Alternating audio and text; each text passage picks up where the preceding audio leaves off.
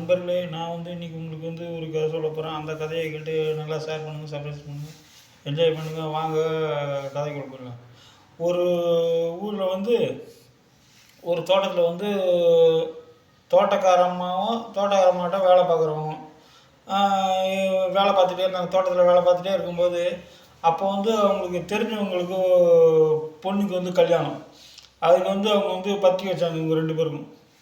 ஆனால் இவங்க 2 பேருக்கும் பத்திரிக்கை வச்சதில் வந்து இந்த அம்மாவுக்கு வந்து வசதியானவங்க. இவங்கக்கிட்ட வந்து நிறையா நகை பணம் எல்லாம் இருக்குது. ஆனால் அவங்ககிட்ட வேலை பார்க்குறவங்ககிட்ட நகை பணம் இல்லை.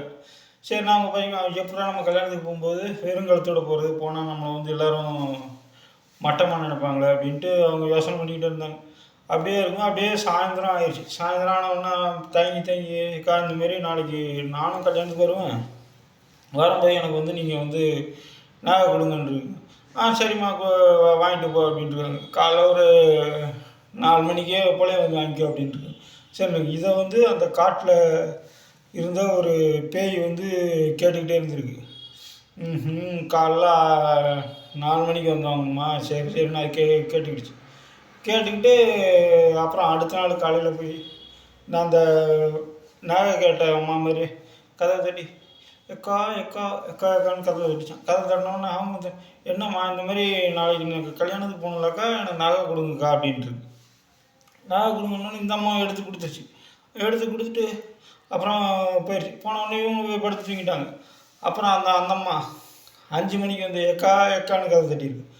சரி, கதவை திறந்தோன்னே அவங்களும் கதவை திறந்து என்னம்மா இந்த நகை கொடுங்கக்கா, நான் கல்யாணத்துக்கு. ஐயோ, நீ தான் வந்து 4 மணிக்கே வாங்கிட்டு போ. ஐயோ, அதெல்லாம் கிடையாது, நீ தான் வாங்கிட்டு போகணும். ஐயோ, நான் வாங்கலக்கா. எவ்வளவோ சொல்லி பார்க்குறேங்க, அவங்களும் கேட்குற மாதிரி இல்லை, நீ தான் வாங்கிட்டு போயிட்ட அப்படின்னோடனே ஐயோ என்னடா பண்ணுறது அப்படின்ட்டு அவங்க வீட்டுக்கு வந்துருக்காங்க. வீட்டில் வந்து அவங்க வீட்டுக்காரர்கிட்ட இந்த மாதிரி யாரோ வந்து நகையை வாங்கிட்டு போயிட்டாங்க. அவங்கக்கிட்ட வந்து அவங்க வந்து நீ தான் வாங்கிட்டு போயிட்ட, எனக்கு நீ தான் நகையை தரணும் அப்படின்றாங்க அப்படின்ட்டு. என்ன எப்படி சரி இப்படியே ஒரு வாரம் ஆச்சு. ஒரு வாரம் ஒன்று அவங்க வீட்டுக்காரர் நைட்டில் ஒரு 12-1 மணி போல் சைக்கிளில் வேலைக்கு போயிட்டு வந்திருக்காரு. வேலைக்கு போயிட்டு வந்தால் அங்கே பேய்ங்கள்லாம் சுற்றி நின்றுட்டு இதை நீ கொஞ்சம் நேரம் போட்டுப்பாரு, நீ கொஞ்சம் நேரம் போட்டுப்பாரு, நீ கொஞ்சம் நேரம் போட்டுப்பாருன்னு இப்படியே அவங்க மாற்றி அப்போ ஆஹா, அவங்கக்கிட்ட இருந்து நகையை ஏமாற்றிட்டு வந்து பேய் அப்படின்னு தெரிஞ்சு போயிட்டு உடனே அவர் என்ன பண்ணியிருக்காரு, சட்டையை கிட்டலாம் கழட்டி அவரும் பேய் மாதிரியே வேஷம் போட்டுக்கிட்டு போயிட்டு எனக்கு கொஞ்சம் அவர் அந்த சைக்கிள் செயினை கழட்டி கையில் வச்சுக்கிட்டு